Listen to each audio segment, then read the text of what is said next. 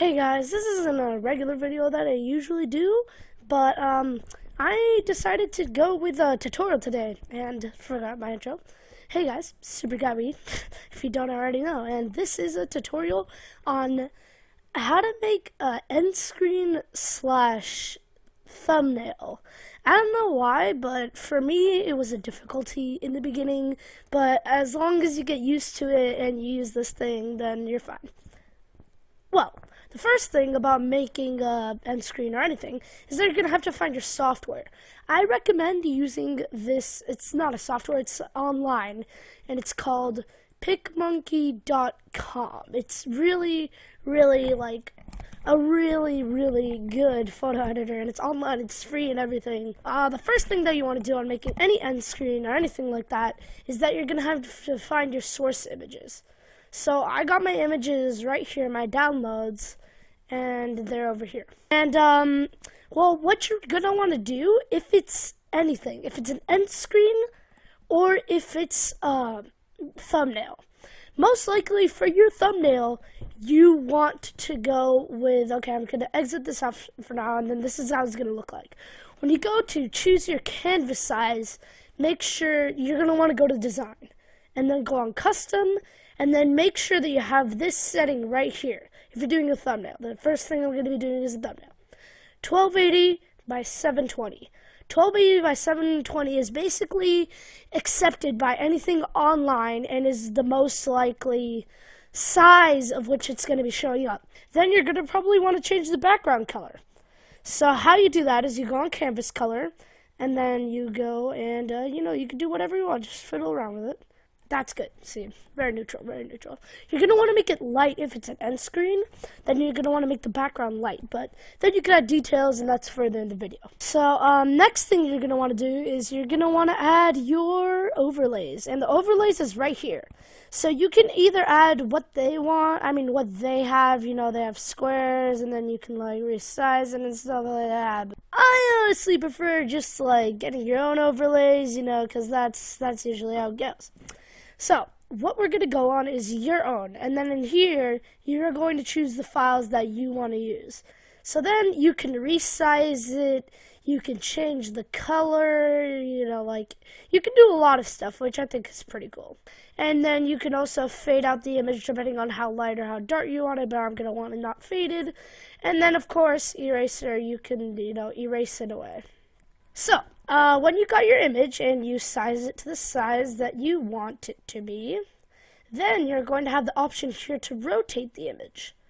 And this is going to be very useful if you want to rotate it to anywhere you want, it's basic stuff. There we go.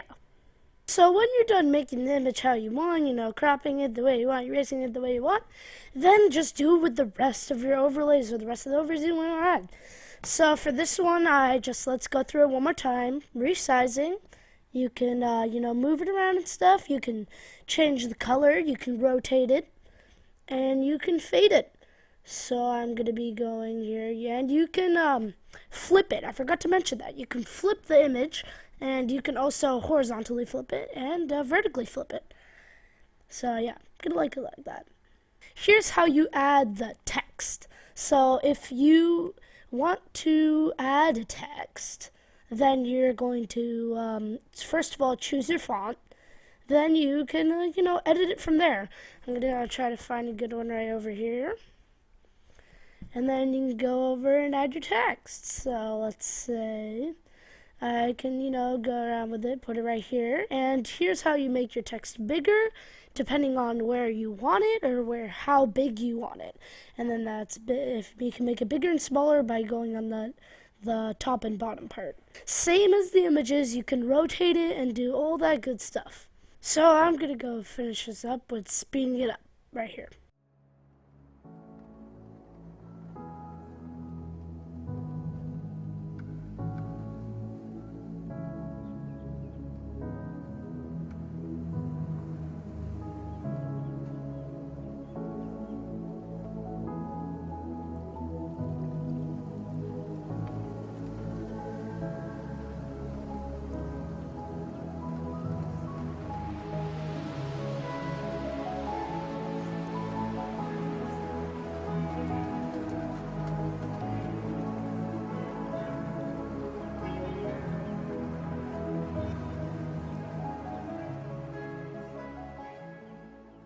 So now I need to show you a couple more things. First thing is going to be a border.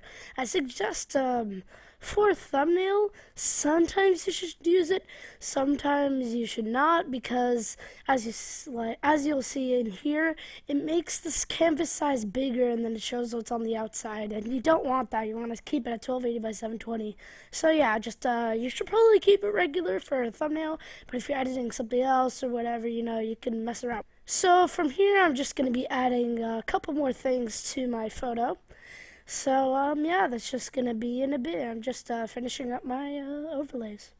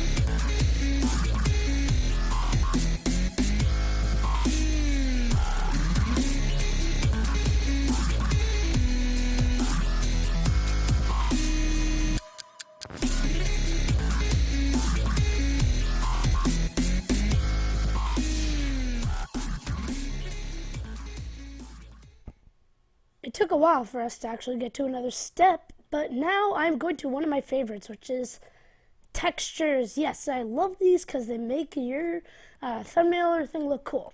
Anyways, so I'm going with one of the ones that they give you first, and this is burst. And so basically you can mess around with the saturation like a lot of them, and then you can mess around with the fade and stuff like that. You can also take the brush tool over there if you can see it, and then you can fade out spots. Like you can erase it in that area, and yeah, I think that's pretty cool. And you could also move it around to see where you like it and stuff. So yeah, that's basically that part. But I want to show you something where you have your own textures. My texture right over here that I'm going to be using right there we go, and I'm going to download it. That's what you always have to do, get your image and then download it. Obviously these, I don't own these, I'm getting these off the internet, but as soon as you got that, then you go on your own texture, and then you go set your own texture, and then you open the file that you want. So right there. In the beginning, it may not work when you open it. It's like, hey, why isn't it showing up? You may just have to do the brush thing to activate it to show up. And then, yeah, that's the only problem that I've really faced with this. But otherwise, you can put anything for your own texture. I've just been trying to test it out to see if it worked for here. So I'm going to be using a different one on the actual thing. But I want to show you the brush effect. So basically, you can erase a certain area that you don't want. And you can also invert it. So if you invert it, all the color will be inside, and then you can invert it and then the outside. So I thought that was pretty cool, and I thought that was a cool thing to show you guys. And you can see where it's like focused the most. So I'm going to be choosing this texture right over here. And then I'm going to be using this one on my actual thing. And of course you can tune the saturation and stuff like that, and then you can change the blend mode like difference or multiply or add or something. But, just mess around with it and see what you like best. I think I'm going to go right about there. Okay. So, that's basically it for textures. Now I'm just going to go finish this up. I really hope that you guys enjoyed this video, but leave a like. But I'm only going to be able to get up to thumbnail, and then I'm going to make a part 2 for the end screen. Anyways, guys, peace.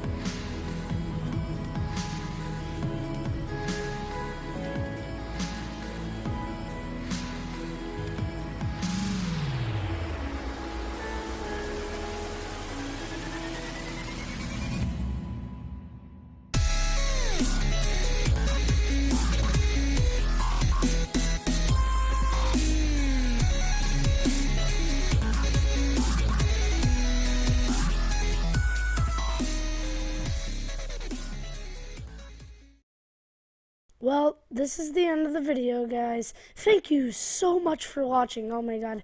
I really hope this was helpful for all of you guys out there that are having trouble with their thumbnails.